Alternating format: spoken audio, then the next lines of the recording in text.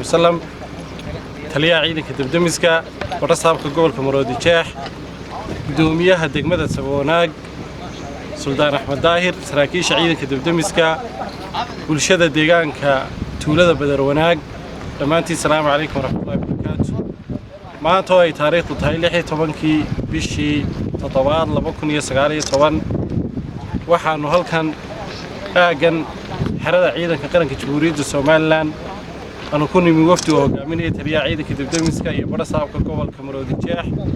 hawshaasi oo faahfaahinteeda iyo ujeedooyinka uu la xiriiro kormeerkan iyo socdaalkaniba ay iska daba mari doonaan taliyaha iyo barasaabka gobolka على مرودين يودين barasaabka gobolka Maroodi Jeex taliyaha ciidanka dibdamiska agaasimaha dibdamiska suldaanka saraakiisha iyo saraakiil ku-xigeenada iyo ciidanka dibdamiska iyo bulshada deegaanka Badronaag dhamaantii assalaamu calaykum waraxmatullaahi wabarakaatuh maanta waxaan ku soo baxnay kormeer iyo safar aanu indhaynay xeradii ciidanka ay deganaan jireen berigii Soomaaliya ay deganaan jireen ciidanka qaranku taasoo la rabo in dib loo soo nooleeyo oo hawlihii ay qaban jirtay sida tababarada iyo maxay ahaydey hawlaha la midka ah ay ciidan kamid ah ciidamada qaranku ay ku tababartaan gaar ahaan ciidanka dibdamiska Jamhuuriyadda Soomaaliland ciidankaas maanta aynu hawsha ku wareejinaynaa goobtaas waa goob aad u fiican waa goob deegaan ahaan nadiif ah waa goob ayna dadkii deegaanka ku soo xadgudbin oo soonahoodii u wada banaan yihiin in yaroo dayactirin bay u baahan tahay aad iyo aad baan ugu mahadcelinayaa dadka deegaanka ilaaliyay iyo inamadii ilaalin jiray laba nin oo ciidanka qaranka ka tirsan baa ilaalin jiray sidii bay u sii ilaalin doonaan insha Allah hawsha insha Allah ma maanta si mas'uuliyad la wareegi doona ilaalinteeda iyo dayactirkeeda meesha iyo soo nooleyntii haybadii ay lahaan jirtayba ciidanka dibdamiska la wareegi doona insha Allah tacaala aad iyo aad baan idin soo dhaweynaynaa dhamaantiin taliyaha ciidanka dibdamiska agaasimaha ciidanka dibdamiska gudoomiyaha degmada Sawanaag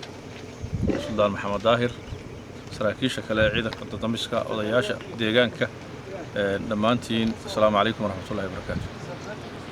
runtii safarkan kooban maanta aan ku soo gaarnay tuulada Badronaag gaar ahaan xeradii tawaangida ee ciidankii la oran jiray 26aad u deganaan jiray waqtigii dawladda Soomaaliya oo runtii aan uga mahadnaqayo sida loo ilaaliyay deegaankeedii iyo dhismayaasheedii dadka deegaanka ee reer Badronaag ee aad u ilaaliyeen iyo askartii ciidanka laba askari halkan jooga runtii deegaankan waa deegaan la ilaaliyay oo aan lagu soo xadgudbin oo hadda tahay dhismayaashiisii iyo dhulkii ay xeradu lahaydba insha Allah waxa ka faa'iideysan doona ciidanka dibdamiska qaranka oo u baahan xero tababar oo runtii lagu carbiyo dhalinyarada cusub ee loo tababarayo ciidamada dibdamiska ee gobolada dalka way isku soo dhaweynaynaa taliye waa meel qurux badan runtii oo deegaan ahaan ku haboon dadku deegaankuna aad u ilaaliyeen insha Allah waynu ka faa'iideysan doonaa aad iyo aad baan idin soo dhaweynaynaa taliyaha ciidanka dibdamiska iyo saraakiisha kale la socota عليكم ورحمة الله وبركاته قدوميها كوف ماروتشاه قدوميها سوراق مسؤولين تالكن أقاسمها دبدميسكا سراكيش عيدة دبدميسكا يو ددوينها محل بدروناق سفي عن وحد السلام يا السلام عليكم ورحمة الله وبركاته وحنا عادي لكم هذيننا ددوينها خاصة بدروناق سفي عن موصل دوي وقامين يو قدوميها guddoomiyahooda qoraal idinku sheegay safarkeenu wuxuu daarnaa maanta inaan soo kormeerno xeradii hore Badronaag ku taale ciidamada tawaangida halkaas oo uu nimid inaan u indheeyno si aan ugu saxeereyno waxa la yiraahdaa ciidanka dibdamiska qaranka askartooda tababarna halkaan ku qaadano marka waa meel aad iyo aad u fiican waa meel aan jeclaysanay waa meel ku haboon waxa la yiraahdaa xero military iyo xero cid tababar la siinay tahayba haweenadu aad waa 100% dadweynahooduna 100% waa aad bay u fiican si fiican oo soo dhaweeyeen marka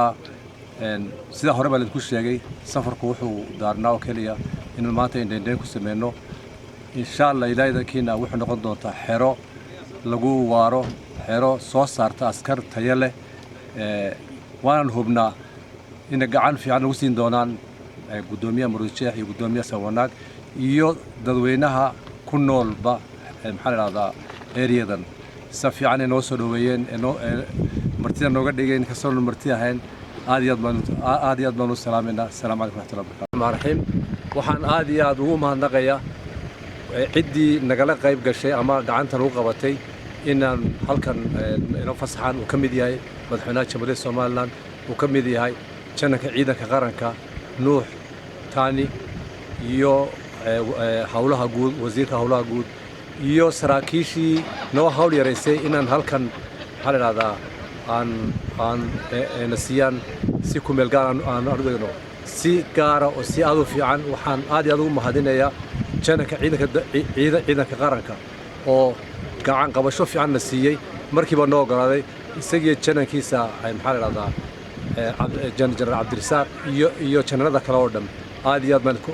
baan ugu mahadnaqayaa.